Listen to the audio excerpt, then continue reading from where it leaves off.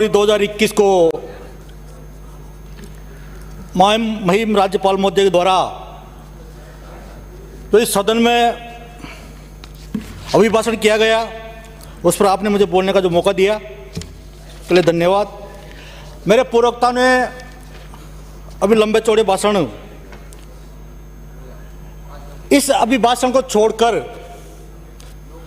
जाने कहाँ की बातें यहाँ पर कर रहे हैं। पिछले 2 साल से हमारे नेता और राजस्थान के यशस्वी मुख्यमंत्री सम्मान्य अशोक जी गहलोत साहब के द्वारा सीमित संसाधन होने के बाद भी, विषम परिस्थितियां होने के बाद भी इस प्रदेश की 8 करोड़ लोगों की आवाम भावनाओं को ध्यान में रखते हुए जिस प्रकार से कुशल प्रबंधन किया गया, चाहे वो कोरोना में हो या किसी गंभीर बीमारी की स्थिति में हो, कोई भूखाने से उस स्थिति में हो, मैं बधाई देना चाहूंगा कि उन्होंने रात दिन एक करके, चाहे वो विपक्षी पार्टी के नेता हो, प्रशासनिक अधिकारी हो, गांव का पटवारी हो, गांव का सरपंच हो, हर व्यक्ति से संपर्क करके, और इतनी बड़ी महामारी से जिससे पूरा विश्व, पूरा वर्ल्ड डर रहा था, भयभीत था, लेकिन उन्होंने राजस्थान को जिस प्रकार से सुरक्षित किया, राजस्थान की 8 करोड़ लोगों की जनता के मन को जीतने का प्रयास किया, और जिसकी वाई हमारे देश के प्रधानमंत्री माननीय नरेंद्र मोदी जी ने उनके मुख से द्वारा की गई कि राजस्थान का भीलवाड़ा मॉडल पूरे हिंदुस्तान में नहीं पूरे वर्ल्ड में काबिज स्थापित करना चाहिए। माननीय सभापति महोदय, हमारे राजस्थान ने केंद्र में 25 सांसद चुनकर भेजे। पिछले 2 साल से राजस्थान का जो हिस्सा है, चाहे वो जीएसटी का हो या अन्य मदों का हो, वो 25 के 25 सांसद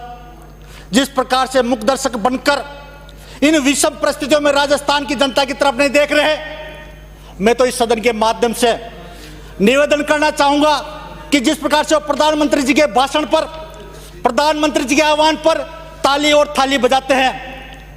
अगर राजस्थान की जनता की बात वहां सदन में रखते तो राजस्थान की जनता, राजस्थान के 8 करोड़ लोग उनको बधाई देते, धन्यवाद देते। लेकिन उन्होंने अपना मुंह से एक शब्द निकोला। भगवान से प्रार्थना करता हूं कि जिस प्रकार से वो सदन में,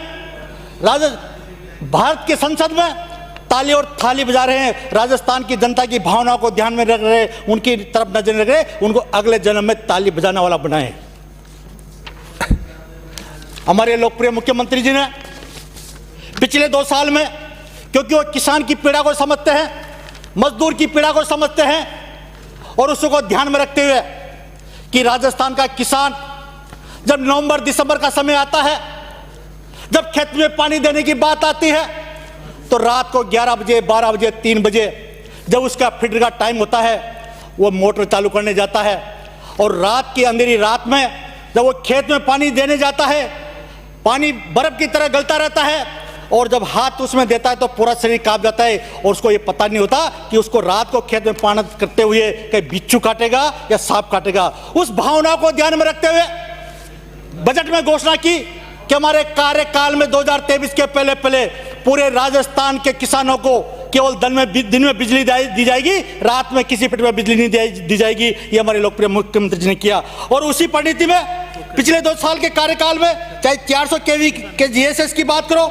220 केवी के जीएसएस की बात करो, 132 केवी जीएसएस की बात करो, या 33 केवी जीएसएस के ग्रेडों की बात करो, पूरे राजस्थान में सैकड़ों की संख्या में इनको बनाकर उनका मिशन है, उनका विजन है कि आने वाले 2023 के पहले किसानों को दिन में बिजली देने का काम करेंगे। माननीय सभापति महोदय, बात रोजगार की हो रही है,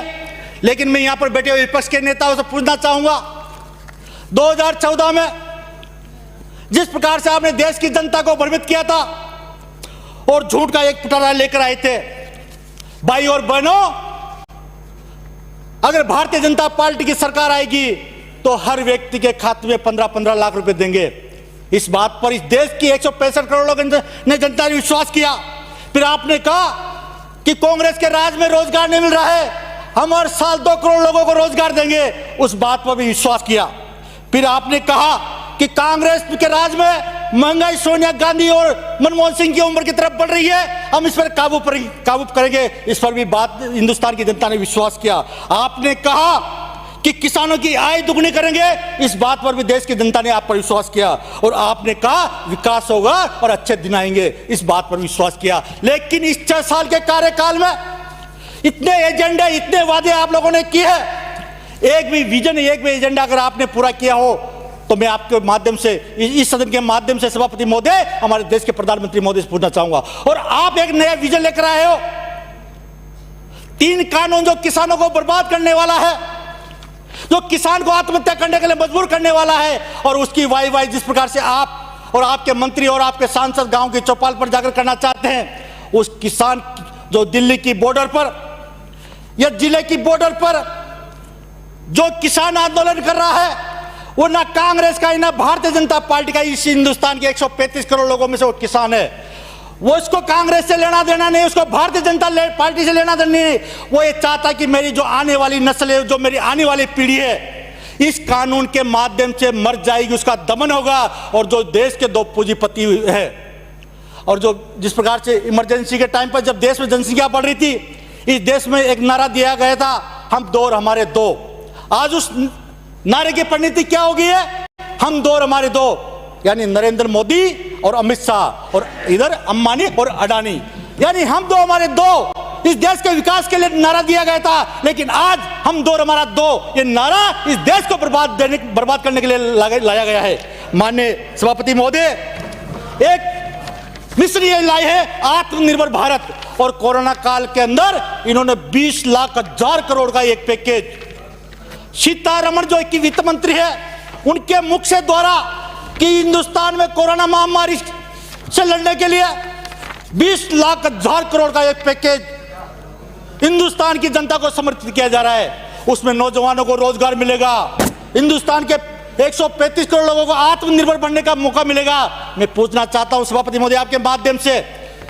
यह जो 20,000 करोड़ का जो पैकेज आया था, इसको नौजवान को रोजगार देने के लिए आवेदन कहां करना पड़ेगा? उसको बैंक से लोन लेने के लिए आवेदन कहां करना पड़ेगा? किसान को अपनी आय दुगनी करने के लिए 20 लाख हजार करोड़ रुपए में से आवेदन कहां करना पड़ेगा? ये सब मुंगेरी लाल की जो सपने हमारे देश के प्रधानमंत्री सम्माननीय नरेंद्र जी मोदी इस देश की जनता को दिखा रहे हैं। मैं आपको निवेदन करना चाहूंगा, एक जियो कंपनी जो 2014 में एक सिम लेकर आई थी, उस सिम में फ्री डाटा, फ्री मोबाइल, आप जितने घंटे नेट चलाओ। और आज इस देश का नौजवान जो आने वाला देश का भविष्य है, चाहे वो लड़का हो या लड़की हो, बुजुर्ग हो या नौजवान हो, वो इस इंटरनेट का आदी इतना हो चुका है कि ना उसको परिवार की चिंता है, ना देश की चिंता है, ना समाज की चिंता है। और आने वाला ये नेट इस देश की नस्ल को बर्बाद कर देगा। इसी प्रकार से ये जो बिल आया है, आप कहते हो मंडियां हमने बंद नहीं किया, किसान अपनी फसल को कहीं बेच सकता है। इस देश में जब इन 2 व्यक्तियों का आधिपत्य हो जाएगा, जमाखोरी हो जाएगी, और जब कोई चीज की शॉर्ट हो जाएगी तो ये उस चीज को निकालेंगे और मन मर्जी की रेट से किसान को बेचेंगे, आम जनता को बेचेंगे। ये जमाखोरी इस देश के लिए विनाशक हो सकती है। माननीय सभापति महोदय, हमारे नेता और इस सदन के नेता माननीय मुख्यमंत्री महोदय को निवेदन करना चाहूंगा और प्रार्थना करना चाहूंगा, आपको कोई झिझक की आवश्यकता नहीं है। इस देश की, राजस्थान की 8 करोड़ जनता आपके साथ है। आपने जिस प्रकार से, चाहे भारत सरकार आपको आर्थिक मदद करे या नहीं करे, लेकिन आपने अपने बलबूते पर और राजस्थान की 8 करोड़ जनता की भावनाओं को ध्यान में रखते हुए जिस प्रकार से कोरोना काल में, चाहे आपने डेडिकेटेड कोविड अस्पताल जो 140 के ऊपर बनाए, 43,000 आइसोलेशन कैडेट बनाए, 1,899 वेंटिलेटर्स लगवाए, 3,170 आईसीयू वार्ड बनाए, और रोगियों को संपूर्ण इलाज के लिए उनका सपना था कि मेरा राजस्थान का एक व्यक्ति इलाज के अभाव में नहीं मरे। और जिस प्रकार से आपने निरोगी राजस्थान का सपना देखा, आज पूरे राजस्थान की जनता उसके लिए आपको बधाई देना चाहते हैं। आपने अभी हाल ही आयुष्मान महात्मा गांधी बीमा योजना की शुरुआत की, और उसका उद्देश्य यही है कि आज इस देश में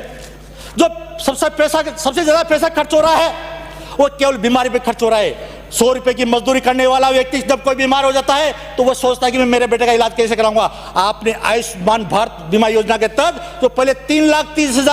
3,30,000 रुपए मिलते थे, उसको आपने 5 लाख रुपए करके उसकी सारी बीमारियों को इलाज करने के लिए राजस्थान की जनता का दिल जीतने का काम किया है। माननीय सभापति महोदय, पिछले 2 साल के कार्यकाल में चाहे सामाजिक न्याय की बात करो, रोजगार की बात करो,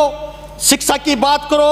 या खिलाड़ियों को रोजगार देने की बात करो, हमारे माननीय मुख्यमंत्री ने और उनके मंत्रिमंडल ने जिस प्रकार से जन कल्याणकारी काम किए हैं वो किसी से छिपे हुए नहीं है। केवल इस सदन में भाषण देना अलग बात है, लेकिन आंकड़ों और तथ्यों को उठाकर बात करेंगे तो ये स्थिति हम सभी के सामने आएगी। क्योंकि खिलाड़ियों को सरकारी विभागों में आउट ऑफ टर्न उच्च पदों पर नियुक्ति हमारे माननीय मुख्यमंत्री जी के द्वारा दी गई। राजस्थान के 8 करोड़ लोगों को शुद्ध पेयजल मिले, फ्लूराइड मुक्त पेयजल मिले और उसके लिए बड़ी बड़ी योजना बनाकर आज उनका काम चल रहा है। गांव में चाहे सोलर ऊर्जा के माध्यम से ट्यूबवेल लगाकर पानी देने की बात हो या पाइपलाइन के माध्यम से पानी देने की बात करो या हेडपंप लगाकर पानी देने की बात हो, हमारे राजस्थान के 8 करोड़ लोगों को शुद्ध पेयजल उपलब्ध कराने का काम हमारे लोकप्रिय मुख्यमंत्री कर रहे हैं। गौवंश संरक्षण, गौ माता जिसको माता मानते हैं, एक माता हमको जन्म देती है, दूसरी माता जो हमको अनाज पैदा करके देती है और तीसरी माता जो हमको दूध पिलाती है। एक माता पर हम सोते हैं, एक माता हमारे पास रहती है और जिसके नाम पर हम वोट मांगते हैं, एक माता दर दर की ठोकरें खाती है। राजस्थान की जनसंख्या 8 करोड़ है और अगर गौ माता की अगर काउंटिंग कराओ तो 8 करोड़ नहीं आएगी। मैं निवेदन करना चाहूंगा इस सदन के नेताओं से, केवल भाषण देना अलग बात है। आज गौ माता की दुर्दशा योग क्यों हुई, इसके जिम्मेदार कौन है,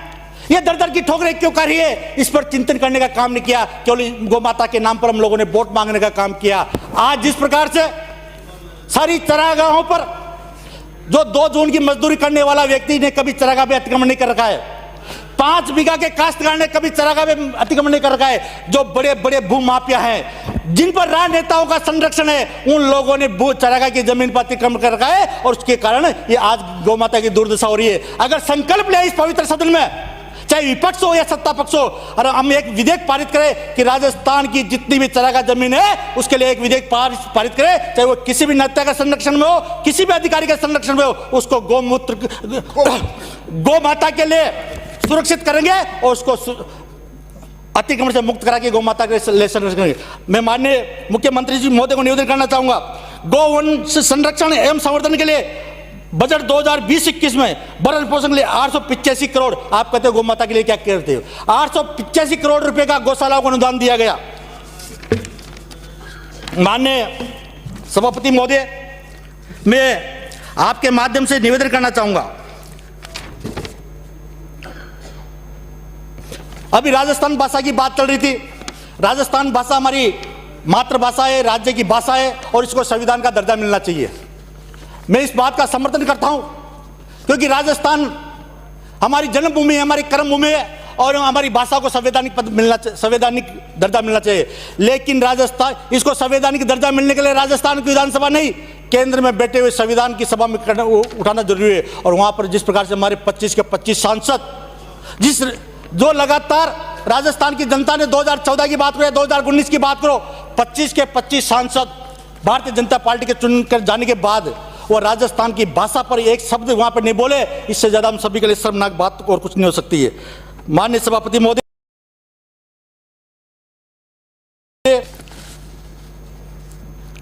कहने को बहुत कुछ है, लेकिन इस प्रकार का वर्तमान परिवेश चल रहा है, आज देश जिन हालातों पे और जिन परिस्थितियों से गुजर रहा है, इसके बाद 70 साल में इस देश ने जो विकास किया, 70 साल में इस देश ने जो संपत्तियां बनाई, 70 साल में इस देश ने 135 करोड़ लोगों के भविष्य का जो निर्माण किया, पिछले 6 साल में जिस प्रकार से उनका हनन किया जा रहा है, उनका दमन किया जा रहा है। आप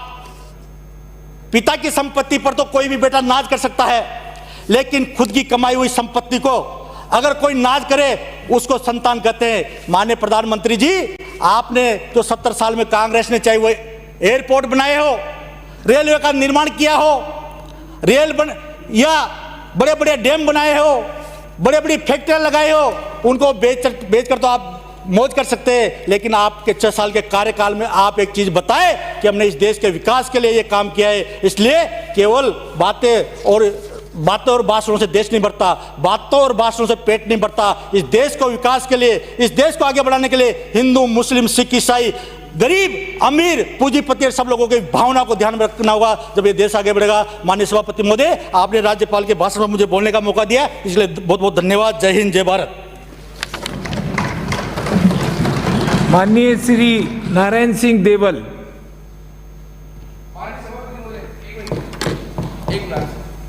माननीय सभापति महोदय, अभी चित्तौड़गढ़ में एक लोक परिवहन बस की एक्सीडेंट हुआ है, उदयपुर से चित्तौड़ जाने वाली। उसमें करीब 4 से 5 जने की डेथ हो गई और करीब 12 से 15 जने गंभीर घायल हो गए। तो मेरा